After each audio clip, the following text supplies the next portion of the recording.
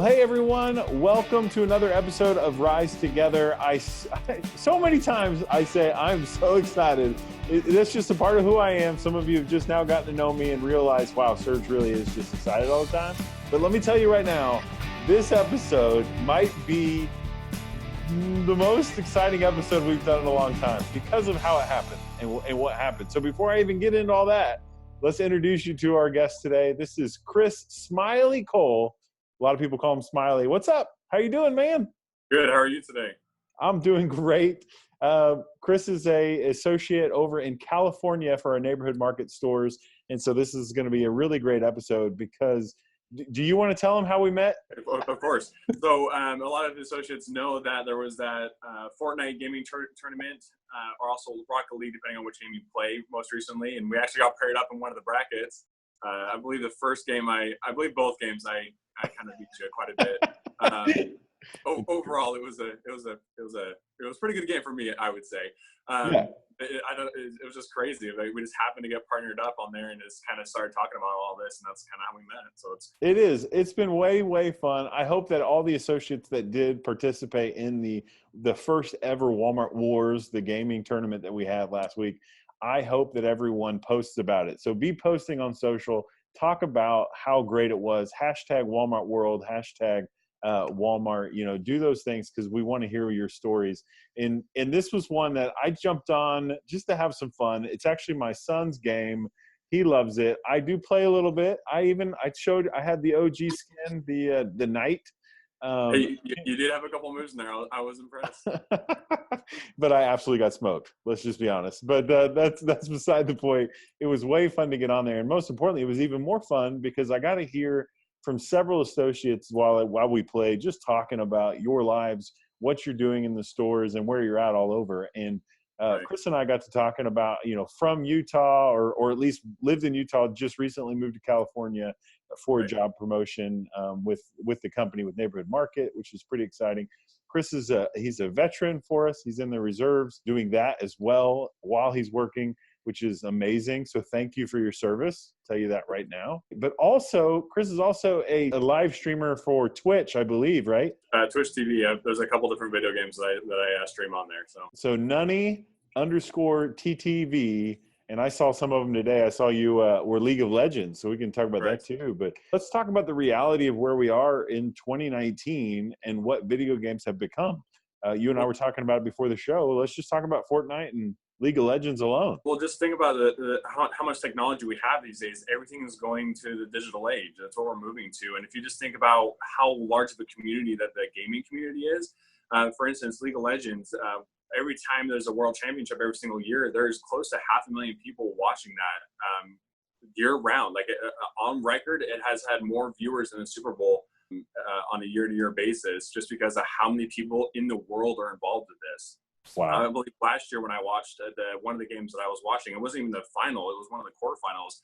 And at that point, there was 250,000 people watching that one specific game on the Twitch channel. And so it's just a huge community. Everyone loves watching each other. And if you're watching your favorite streamers, you really get to know them. They really get to know their viewers. And it's just one massive family. And I think if you don't work with students, then you don't know the reality of this. But, 10 years ago, if you asked a kid, what do you want to be when you grow up? They might say police officer or president of the United States, firefighter, you know what I mean? Like those astronaut, those are the typical things you hear. Maybe a Teenage Mutant Ninja Turtle. You never know. Nowadays, you ask a kid, what do they want to be? It's going to be, I want to be a YouTube personality. I want to be a streamer, because these are people that actually make incomes doing that, playing video games, streaming their content and talking about it. And here we are, we're talking about it right now, a Walmart associate by day and by night. a streamer playing video games. It's fun. It is fun. And like you just said, it's a huge community, and it's a huge community of people that I think might be really interested in knowing that Walmart cares and Walmart wants to be a part of what we're about. That's what this tournament was about. I didn't put it on. I just happened to participate, and here we are now talking about it. So I think it's worth talking about, and I hope the company does more of that, because that's the thing I kept hearing. You and I talked quite a bit, but I had other people that we played with that night, and everybody was going, I can't believe the company did this. Like, this was such a Right. cool thing. So I talked to an individual that's a department manager. We both play with Yo Webby, and who's a department manager in meat in Alabama. And I played with a couple other individuals, one in Idaho and one in Maine. And so it was so cool just to hear their stories and to know here we are coming together on one issue. But all that being said, we haven't even talked about you. Tell me about your Walmart story. So I've actually been with Walmart for close to 8 years now. Started off as a part-time cashier, and just like anyone else, I was just looking for a job at that point. I needed something to pay my apartment that me and my buddy had just got it. Wasn't looking for a career, and decided that cashiering was fun and everything like that. I loved talking to the customers, but I really wanted to try and move on and try something different. So from there, I went to overnight stocking.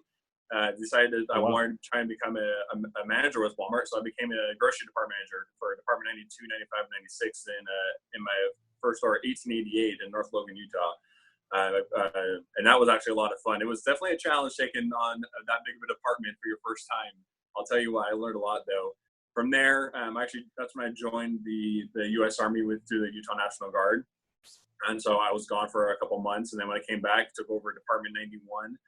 93 and 83 for meat. And then from there, I decided I wanted to become an assistant manager.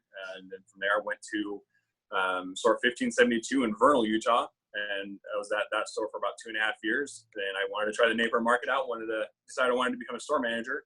So tried the neighborhood market out, helped grand open a store in Spanish Fork, Utah, 3988. That was a lot of fun. I've never grand opened a store, but everyone wants to try that. It's a lot of fun.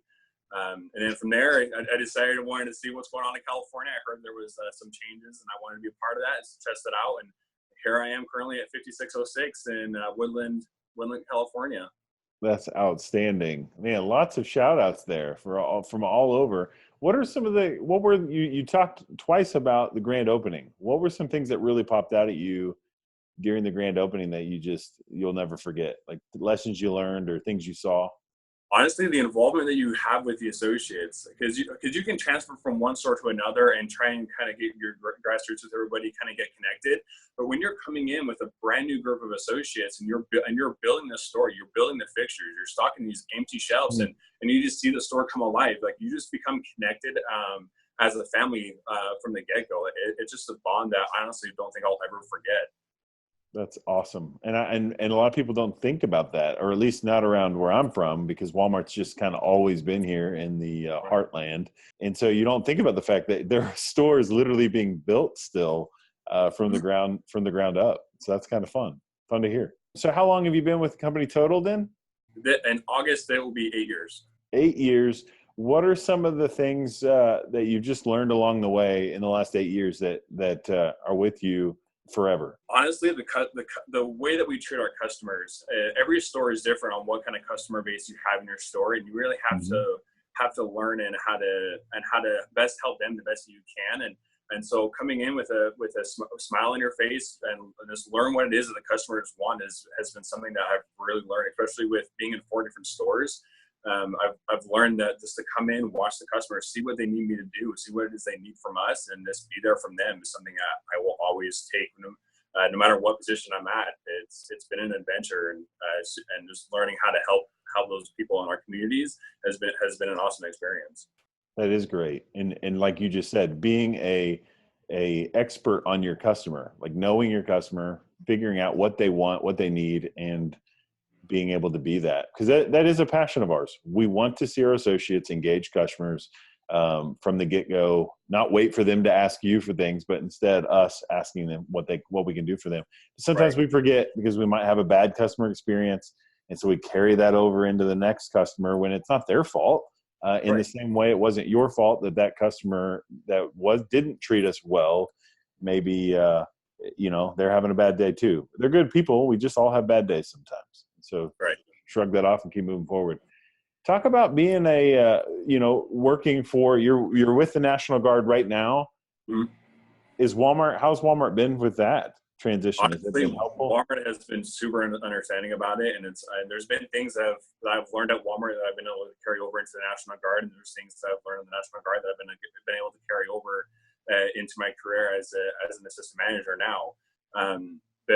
from every store that I've been to, they've always been super understanding about me having to do my drill days. But Walmart has really worked with me and has been super understanding of, and it's honestly been a great experience. I honestly can't say I've really had any issues with that. It's been hand in hand. That's awesome. That's great to hear. Any leadership tool that stands out to you, or mentor-mentee relationship you've had? Previously, when we were first gaming with each other, I said that I generally always have a tie on. And I had an assistant manager when I first wanted to promote, told me, you dress for the job you want, not for the job you have. And from that moment on, I decided, he's right. So I had a button-up shirt, tie on almost every single day. And there's actually also a Sam Walton button, or a badge that I have. It's a little pin I have on my badge. And on it says, commit to your business, believe in it more than anybody else. And quite honestly, that has probably been the most inspirational thing that I've had. I cannot come into the store and benefit, or my customers can't benefit from me being in there if I'm not truly committed to them and their business, but also being committed to the associates too. It's not believing in the sales that you're having, but believing in your associates and really being involved with them. And that's probably been the biggest piece of advice that I honestly will carry with me wherever I go. And I'll always have that pen with me, because you really do have to commit to your business and truly believe in what you can do as an individual, but also what you and your team can do for your community. That's so good. And that is, yeah, you're right. I mean, it's a quote from Sam, and one that we've really got to understand, that it's one of the rules. If we commit to the business, everyone wins. And so you want to promote, and this is to every associate out there, you want to keep moving forward. You just want to be more successful in your space, commit to the business. And what does that look like? It might be as simple as dress code for some of us, not only just honoring the dress code, but what about going above and beyond to just go to that next level, like you just mentioned, wearing the tie. So do you have a lot of different ties now? I do. I have 21. I have 21 ties. There you go. I think that's awesome. What's your favorite? What's the best favorite tie you have? The one I'm wearing right now is probably my favorite. It's a very bold and kind of like a bright pinkish tie, but I think it's awesome. I get a lot of compliments on it. A lot of customers will be like, "Oh, I really like your tie," and that will just kind of spark that conversation with them. So not only I think it looks great, but it's also a great conversation started with a lot of customers. Sure. You set the bar for across the board. So, I mean, it's good. Look at you. And you even found something that matches the green. The last question, the question I ask everyone, what does the Walmart Spark mean to you? The Walmart Spark to me is family. We don't just come in. We're not just here to do a job. We're here to make a difference in anyone's life. Whether, like I said, whether it's a customer, whether it's an associate, we affect each other more ways than what we know. Because I mean, look at the statistics. We're at our job more than generally what we're at home. Like right. So to me, it's being a part of a big family. Walmart's not just here to just be another business. We're here to make a difference with our communities and make whether it's donating to the food banks, whether it's donating money to charities or organizations. It's just being there as one big happy family. Your opening statement might be one of my favorite statements I've heard. And that was, you said, we're not here just for a job. We're here to make a difference. And you're exactly right. It's on the badge. Our people make the difference. That is why we're here. Make a difference with your side counters, to make a difference with the customer, to make a difference in our communities through our different volunteer programs. I mean, you're exactly right. We're here to make a difference. And you can do that just like Chris, a.k.a. Smillie, a.k.a. Nunny.ttv. So, hey, we've got to wrap it up now. I know I got to get you back in the store.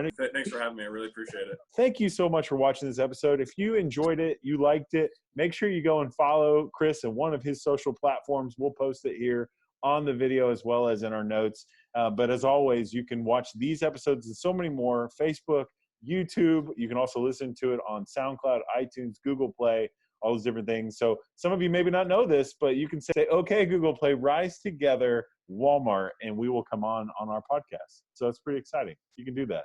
So have a great time. Thanks again, Chris, for being on the show. Thank you. Thank you, everyone, for watching.